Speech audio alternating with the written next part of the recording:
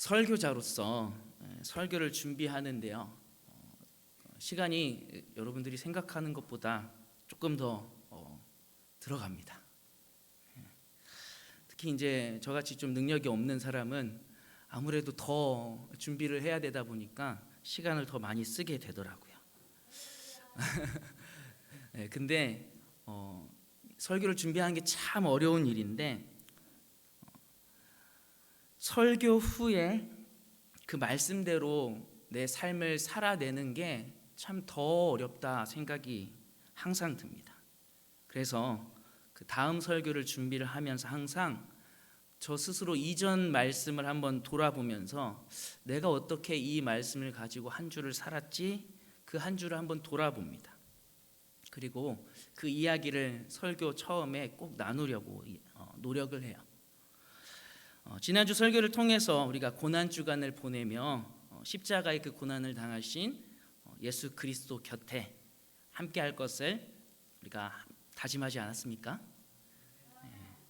제목을 떠올려 보시면 내용이 기억이 나실 겁니다. 제목이 혹시 뭐였는지 기억하시나요? 바로 말씀드릴게요. 물어보면 힘들죠, 그렇죠? 그저 당신 곁에였습니다. 어떻게 예수님 곁에 서서 그분의 고난에 동참할 수 있을까? 그 고민 중에 수요 예배 설교를 우리 전도사님께서 하시는데 본문에 이런 말씀이 있더라고요. 마태복음 27장 37절 말씀이었습니다. 그 머리 위에 이는 유대인의 왕 예수라 쓴 죄패를 붙였더라. 유대인의 왕이라는 조롱의 문구로 꼬리표가 달린 채 죽임을 당하신 겁니다. 그리고 그 부끄러움과 수치를 온전히 지시기 위해서 마취 성분이 들어간 쓸개탄 포도주를 거절하셨다라고 설교 중에 말씀해 주시더라고요. 교역자로서 새로운 교회에 부임을 제가 하거나 혹은 하시는 분들을 옆에서 많이 보지 않습니까? 그런데 이 부임했을 때 부임한 목사나 교역자에 대한 평가가 한 달이면 나오기 시작해요. 한 달 만에 뭘 얼마나 보여줬을 거고 또 뭘 얼마나 또 알게 됐을까요? 오해를 갖고 대하시는 분들도 참 많습니다. 그래서 이제는 거기에 좀 익숙해졌으니까 신경 쓰지 않아야지라고 하는데 참 신경이 한편으로 쓰이고 걱정도 됩니다. 우리 좋은 교회에 와서 나에게 붙는 꼬리표는 뭘까? 그런데 이 예수님의 머리 위에 붙은 죄패, 이 말씀을 들으면서 사람들이 나에게 붙인 꼬리표가 부끄러움과 수치의 말이든 좋은 것들이든 그 꼬리표를 갖고 그 자리에 그대로 서 있는 것이 십자가의 죄패 앞에 조롱당하신 예수님의 곁에 서 있는 일이겠구나. 다시 한번 도전을 받았습니다. 여러분의 한 주간 어떤 모습이었든 예수님의 곁에 서서 그분과 함께 했던 시간들이었을 것임을 믿어 의심치 않습니다. 여러분들 지금 옆에 혹시 짝꿍이랑 같이 앉아 계신 분들 계신가요? 네, 짝꿍이 뭐 같이 옆에 앉아 있진 않아도 지금 이 공간 안에 같이 있으신 분들도 계시죠? 그 레이저를 쏘시면서 한번 째려 보시기도 하고 사랑의 마음을 담아서 바라보시기도 하시면서 한번 생각해 보시면 좋을 것 같아요. 여러분 그 짝꿍이랑 만나서 사랑하고 결혼하시면서 했던 말들, 그 약속들 혹시 기억하시나요? 뭐 한 20년, 30년 전에 절대 네 손에 물을 묻히지 않게 해야겠다. 뭐 이런 거 유행했다고 하더라고요. 뭐 혹은 뭐 10년 뒤에는 제주도, 뭐 20년 뒤에는 해외여행 가자. 뭐 이런 거 유행했다고 하더라고요. 혹시 그런 말들 하셨나요? 남자들은 기억을 못 할 거예요. 여성분들 그런 약속을 들으신 분들 계신가요? 약속이 지켜졌는지 한번 좀 보시고 지키지 않았다면 이놈을 어떻게 할까 한번 고민도 해보시면 좋을 것 같네요. 지난 겨울에 기온이 정말 낮았을 때 일이었는데요. 저희 아내가 이제 아침 일찍 출근을 합니다. 7시도 되기 전에 출근을 해야 됐어요. 근데 이 추우면은 차가 어떻게 되는지 아시죠? 차가 시동이 안 걸렸다랍니다. 근데 이제 그 주간이 마침 특별 새벽 기도가 있는 주간이어서 제가 옆에 있을 수가 없었어요. 교회에 있어야 했던 거죠. 그래서 7시가 한참 지나서 카톡을 발견을 하고 부랴부랴 전화를 걸었는데 걸어서 출근하고 있다라고 이야기를 하더라고요. 여러분, 캐나다가요 날씨가 그래도 꽤 춥습니다. 정말 많이 내려갈 때는 영하 한 40도까지 내려가거든요. 네, 그 추운 날, 그 날도 꽤 추웠어요. 영하 한 20도 넘었던 걸로 기억을 합니다. 그 추운 날 30분을 걸어서 출근을 한 거예요. 날이 추우니까 그런 일이 생길 수도 있죠. 근데 나중에 생각을 해보는데 내가 결혼하면서 이렇게 고생시키겠다고 하지 않았을 텐데 라는 생각을 하면서 내가 결혼하면서 무슨 말을 했지? 라고 생각을 하는데 아무리 떠올려 보려고 노력을 해도 세상에 무슨 말을 했는지 생각이 나질 않더라고요. 네. 네. 뭐 그 추운 날 가면서 고생했을 그것도 참 미안하긴 한데 다른 게 아니고 내가 무슨 말을 했는지조차 기억나지 않는 이게 참 미안하더라고요. 네. 그래서 퇴근하셔서는 최대한 신경 쓰이지 않게 제가 최선을 다해서 밥도 다 해놓고 최선을 다해서 준비를 하고 편히 쉬실 수 있게 했던 기억이 있습니다. 또 아내는 이런 남자를 만나가지고 그렇죠? 고생을 하고 있습니다. 자신이 한 말을 잘 기억하고 늦게라도 지키는 사람, 혹은 반대로 상대방의 말을 잘 듣고 마음에 담아서 신경 쓰고 있다가 챙겨주는 사람. 여러분, 이런 사람 참 로맨틱하지 않습니까? 우리 아직 결혼 안 한 여성분들 이런 남자만 기다리고 있으면 결혼 못해요. 빨리빨리 그 수준을 낮추셔서 저 같은 남자가 대부분이니까요. 그런 사람들 있을 때 얼른 결혼하시면 됩니다. 근데 어쨌든 참 부러워요. 저도 그런 분들이 참 부럽습니다. 근데 뭐 내 말이든 상대방의 말이든 잘 있는 거 이거 솔직하게 저만 그런 거 아니잖아요. 여러분들도 자주 그러시죠, 그렇죠? 그렇다고 해서 좀 위로 좀 해주세요, 저 좀. 오늘 본문에 보면은 예수님이 이미 부활하셔서 제자들 중에 여인들이 무덤에 왔어요. 무덤에 왔는데 무덤을 막았던 돌은 이미 굴려져서 문이 열려 있어요. 그리고 예수님의 시체가 보이지 않았습니다. 4절에서 이 여인들이 어떠했는지가 나오죠. 이로 인하여 근심할 때. 여기서 근심하다는 말은 그냥 걱정했다라는 뜻이 아닙니다. 생각하지 못했던 일이 일어나서 어쩔 줄 몰라서 안절부절하는 표현이에요. 여기 문맥에서는 당황하여 어찌할 바를 몰라 할 때라고 번역하는 것도 참 좋은 번역이 될 수 있을 것 같습니다. 예수님의 부활을 처음으로 대한 여인들이 보인 반응은 당황이었습니다. 그러나 그로부터 시간이 한참 흐른 후에 믿는 사람들이 부활에 대해 갖는 반응은 그것과는 전혀 반대의 모습이죠. 우리 고린도전서 15장 22절 말씀을 보면은 믿는 자들이 예수님의 부활을 대하는 모습이 나오는데요. 쉬운 성경으로 준비를 했는데 우리 한번 함께 읽어보겠습니다. 시작.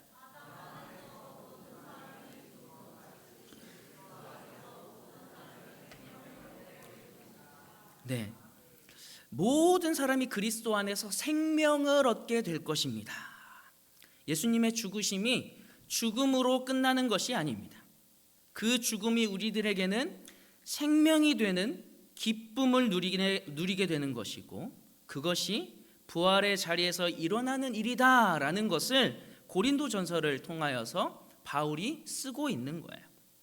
그리고 오늘날 우리들에게도 예수님께서 부활하신 그 자리가 슬픔의 자리, 당황의 자리가 아니라 우리들에게 새 생명의 기쁨이 넘쳐나는 자리다라고 알려주고 있는 것이죠.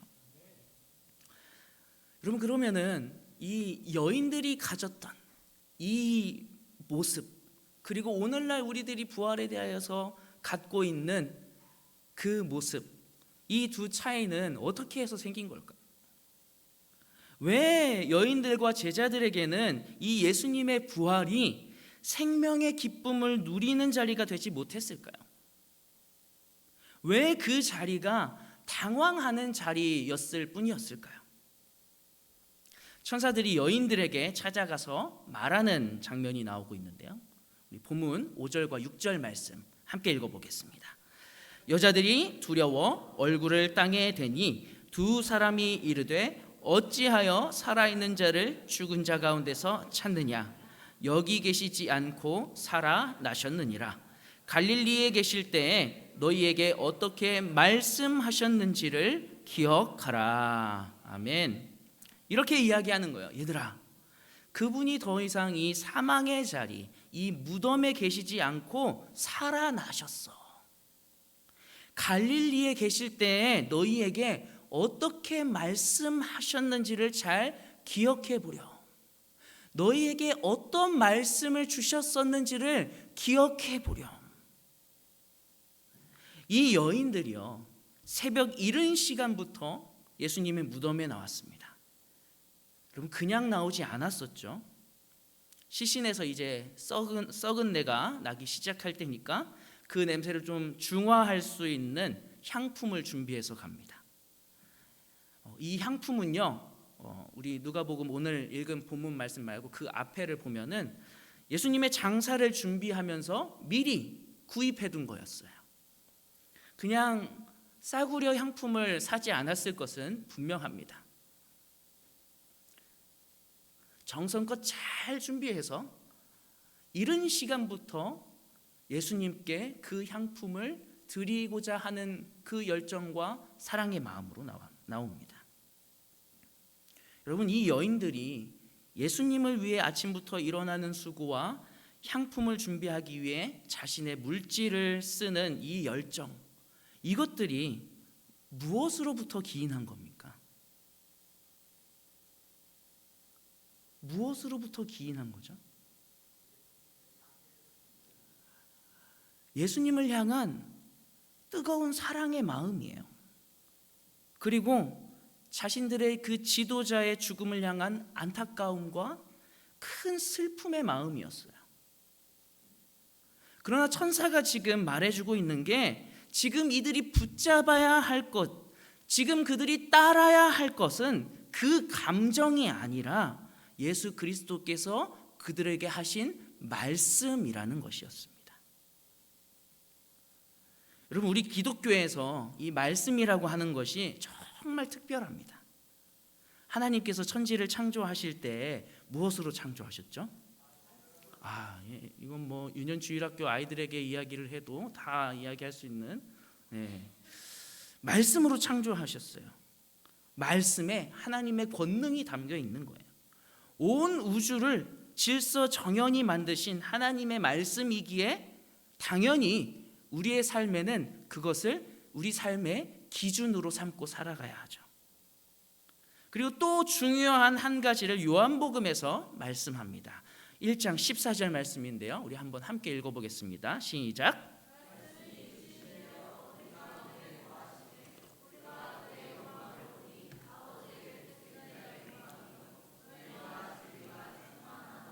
아멘. 예수님께서 이 땅에 사람의 몸을 입고 오신 그 일을 요한복음에서 말씀해주고 있는데, 말씀이신 분이 육신을 입고 오셨다라고 이야기합니다. 예수님을 말씀으로 표현하고 있는 거예요. 또 요한복음 14장 26절입니다. 또 한번 읽어볼까요? 보혜사 곧 아버지께서 내 이름으로 보내실 성령 그가 너희에게 모든 것을 가르치고 내가 너희에게 말한 모든 것을 생각나게 하리라. 아멘. 여러분, 성령 하나님께서 하실 사역이 예수 그리스도와 하나님의 말씀을 생각나게 하고 가르치실 것이라고 말씀하십니다. 그래서 우리가 오늘날 이 세상을 살아갈 때, 말씀대로 살고자 할 때 성령님 나를 인도하여 주세요. 성령님 나를 말씀대로 살 수 있도록 힘을 주세요. 지혜도 주시고요, 능력도 더해 주세요. 성령님을 의지하는 거예요. 왜냐면요, 성령님이 우리에게 말씀을 기억나게 하시고 우리가 어떤 가르침을 받았는지 기억나게 하실 거니까요.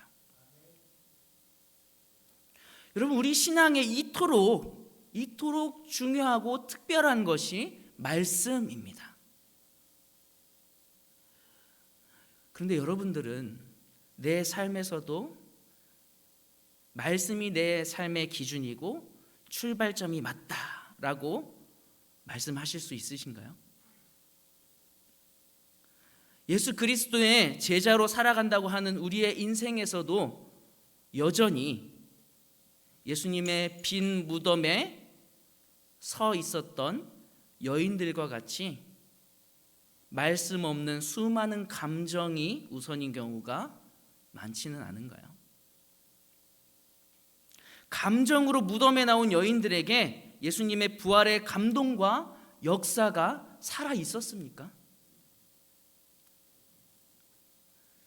말씀 없이 찾아간 그곳, 자신들의 사랑하는 마음과 또 안타까운 마음, 그것들을 가지고 나아갔던 그 자리는 예수님의 부활을 통하여서 새 생명이 넘쳐나는 기쁨을 누리는 축복의 장소가 되지 못했어요. 말씀 없이 살아가는 우리의 삶의 자리도 이 부활하신 예수 그리스도께서 살아서 역사하시는 자리가 절대로 될 수 없습니다. 여러분, 우리 한국 교회사에 정말 큰 아이러니가 있어요. 여러분, 조선시대 그 옛날에 인구조사가 실시가 됐었다고 하더라고요.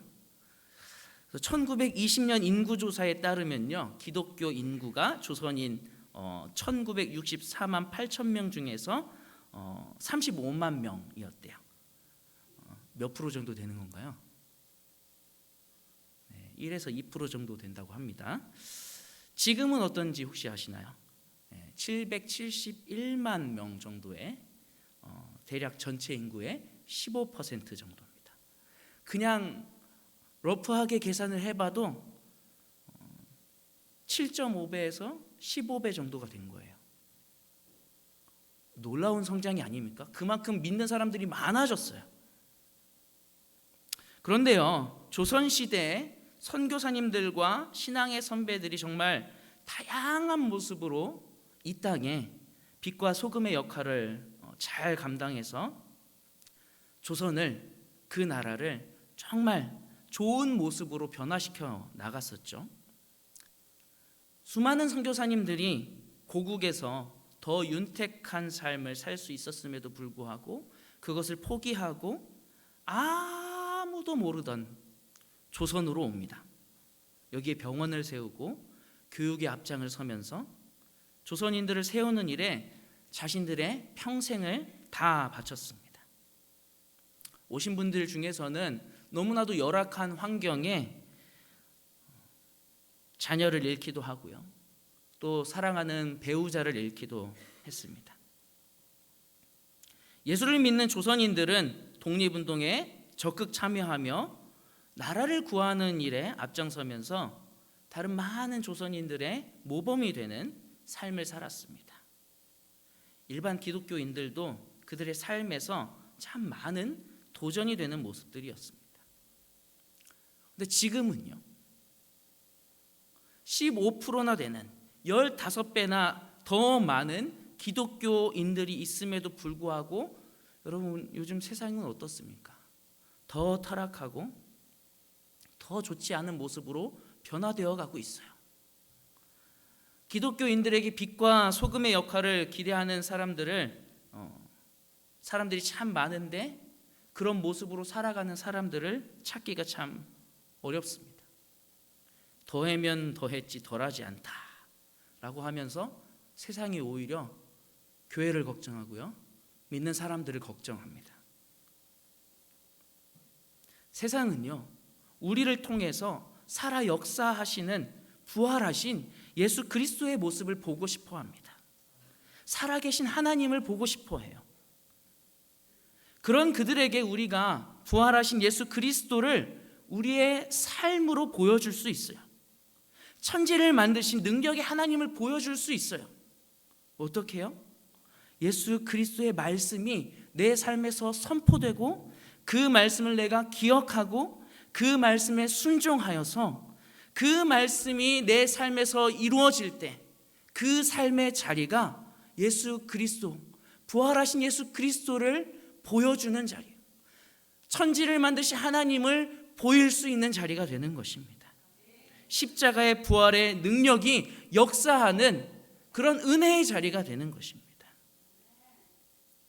제가 언젠가 스쳐봤던 영상 중에 30일의 약속이라는 영상이 있어요.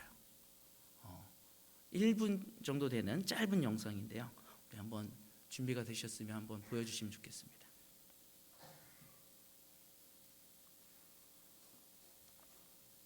우리 이혼하자.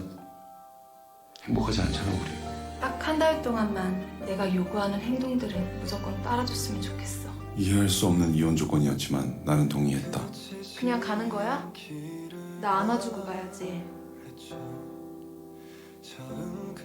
손 한 번만 잡아줄래? 사랑한다는 말이 듣고 싶어. 사랑해. 키스해줄래? 손 잡아줄래? 나는 매일 그에게 안아달라고, 키스해달라고, 손 잡아달라고. 제가 여자친구한테 프로포즈 해야 되는데 예린이 뭐 어떻게 하셨어요? 내가 어떻게 했었지? 내가 약속할게. 매일매일 당신 손을 잡고 포옹을 하고 입을 맞추고 사랑한다 말할게. 나랑 결혼해줄래?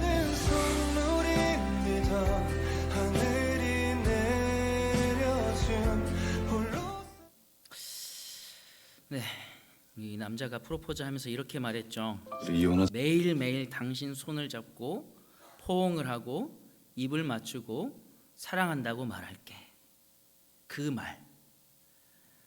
말이 기억되지 못하고 실행되지 못했을 때 이 두 사람의 삶의 자리는 사랑이 완전히 힘을 잃은 곳이 되었습니다. 그 말이 이루어지는 하루하루의 삶에 사랑의 힘이 회복되는 자리가 되었습니다. 여러분, 우리 믿는 자들에게 말씀이 능력입니다. 우리 하루하루의 삶이 말씀이 이루어지는 자리, 부활하셔서 지금도 살아계신 예수 그리스도께서 역사하시는 자리, 능력의 하나님이 나를 통해 하나님 당신의 계획을 이루어 가시는 자리, 그런 놀라운 은혜가 우리 모두에게 임하기를 간절히 소망합니다. 우리 찬양하면서 이렇게 고백하길 원합니다. 하나님, 내가 말씀을 기억하고 말씀대로 살아가게 하여 주시옵소서. 주님의 말씀에 내 생명을 걸겠습니다. 그리하여서 십자가 죽음에서 다시 사신 부활의 주님이 내 삶의 자리 곳곳에서 살아서 역사하시는 또 한 번의 부활을 경험케 하여 주시옵소서. 우리 함께 고백하며 나아갑니다.